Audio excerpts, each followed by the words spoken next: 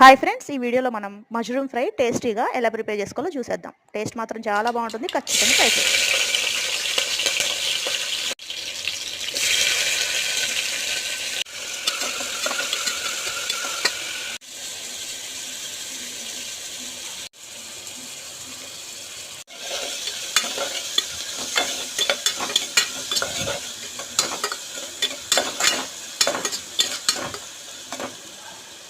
ఇక్కడ అల్లం వెల్లుల్లి పేస్ట్ గ్రైండ్ చేసుకునేటప్పుడు అందులో ధనియాలు, చెక్క, లవంగాలు, అలానే మిరియాలు, అలానే ఒక స్టార్ అనేసి యాడ్ చేసుకొని గ్రైండ్ చేసుకోండి.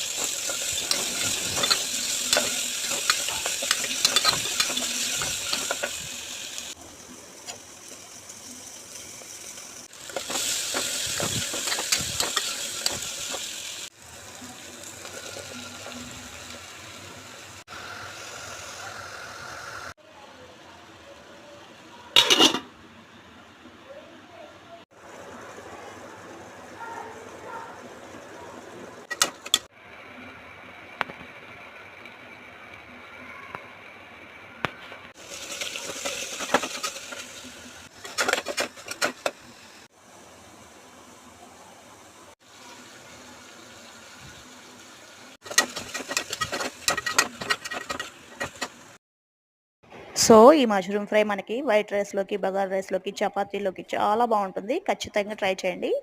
కానీ మీరు ఏది మిస్ చేయకుండా అన్నీ యాడ్ చేస్తే చాలా బాగుంటుంది. Okay, bye bye.